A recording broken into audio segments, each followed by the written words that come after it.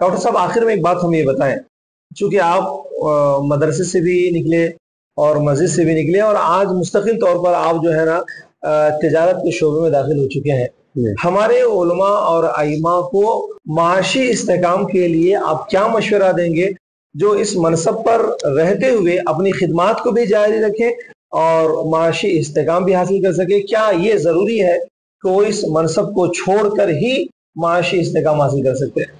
मुझे तो नहीं लगता कि हम लोग इस मनसब को छोड़कर ही माशी इस्तेकाम हासिल कर सकते हैं। मेरा तो ताल्लुक जो है ना कि कारोबार से वाबस्ता हूँ, मगर मेरी आमदनी का 80% से ज्यादा हिस्सा वो अपनी मदरसे में हासिल की हुई तालीम से वाबस्ता है। अल्हम्दुलिल्लाह, क्योंकि मुख्तलिफ किताबों की प्रूफ रीडिंग, कंपोजिंग, एडिटिंग आती है। उसके अलावा मुख्तलिफ इदारों के काम आते हैं।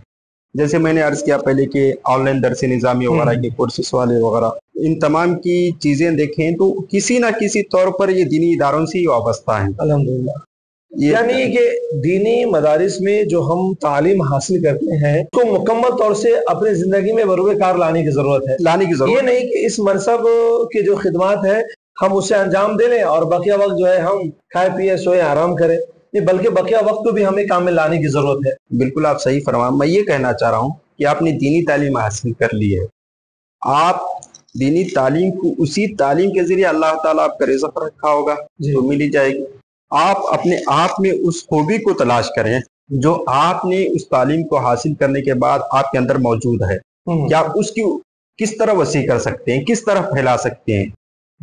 आप जितनी मेहनत करेंगे, आपके अंदर जितनी काबिलियत होगी, उसी के एतबार से अल्लाह ताला आपको अता भी करेगा। आप अपने आप को देखें, आप दरस निज़ामी पढ़े हैं तो आप उस तालीम को किस तरह फैला सकते हैं। आप अपने अंदर उस खूबी को तलाश करें।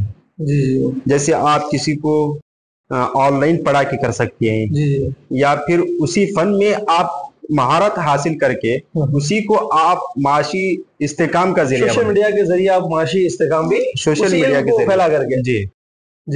अब जैसे कुछ लोगों को शरह का शौक होता है, वो दीनी तालीम हासिल कर चुके हैं, वो सिर्फ शारिह बनकर जिंदगी बसर कर रहे हैं। जी, सही है। कई किताबों पर उनकी शरह पर शरह आती है, शरह पर शरह आ रही है।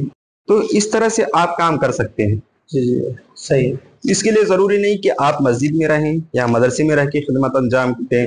आज के दौर में आप जहां बैठे वही आपका इदारा है, वही आपकी दरसगाह है। अल्हम्दुलिल्लाह, डॉक्टर साहब ने काफी वक्त दिया हमें और कई एक अहम उन्वानात पे हमारी उनकी गुफ्तगू हुई। उम्मीद है कि इन गुफ्तगू का बेशतर हिस्सा हमारे नाजरीन के लिए बहुत ही फायदा मंद साबित होगा।